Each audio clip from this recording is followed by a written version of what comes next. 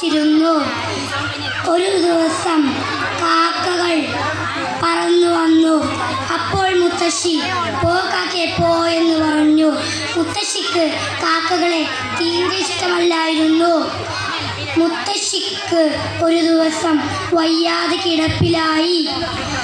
അപ്പോൾ പതിവ് പോലെ കാക്കക്കൂട്ടം പറന്നെത്തി. അപ്പോൾ ഒരു കാക്ക ചോദിച്ചു, മുത്തശ്ശി ഇവിടെ ഇല്ലേ? അതോ മുത്തശ്ശി വയ്യാതെ കിടപ്പിലായോ? അപ്പോൾ ഒരു കാക്ക ചോദിച്ചു, കൂട്ടുകാരെ, നമുക്കിതെല്ലാം വൃത്തിയാക്കിയാലോ? അത് വേണോ? നമ്മളത് ചെയ്യണോ? നമ്മളെ മുത്തശ്ശി എപ്പോഴും വഴക്ക് പറയിലുള്ളതല്ലേ. വരൂ കൂട്ടുകാരെ, നമുക്കിതെല്ലാം വൃത്തിയാക്കാം. അങ്ങനെയും പറഞ്ഞുകൊണ്ട് കാക്കകളെല്ലാം അതെല്ലാം വൃത്തിയാക്കി. ഇതെല്ലാം ജനാലയിലൂടെ കണ്ട മുത്തശ്ശിക്ക് കാക്കകളെ വഴക്ക് പറഞ്ഞതിൽ സങ്കടം തോന്നി. അപ്പോൾ മുത്തശ്ശി തൻ്റെ അസുഖമെല്ലാം മാറിയപ്പോൾ കാക്കകൾക്ക് വേണ്ടി നെയ്യപ്പം ഉണ്ടാക്കി കൊണ്ടുപോയി കൊടുത്തു.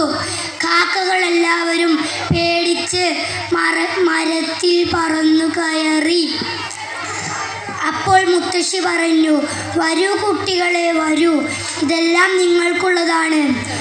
എല്ലാ കാക്കകളും മുത്തശ്ശി വിളമ്പിയ ഒരിലയിൽ തന്നെ കലപില ശബ്ദമുണ്ടാക്കി അതെല്ലാം കഴിച്ചു. അന്ന് മുതൽ മുത്തശ്ശിയും കാക്കകളും വളരെ ചങ്ങാത്തത്തിലായിരുന്നു. കൂട്ടുകാരെ, ഇതിൽ നിന്ന് നമുക്ക് എന്ത് മനസ്സിലാക്കാം?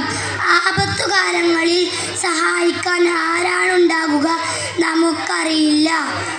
ആരെയും വില കുറച്ച് കാണുന്നത് അത്രേ നല്ലതല്ല.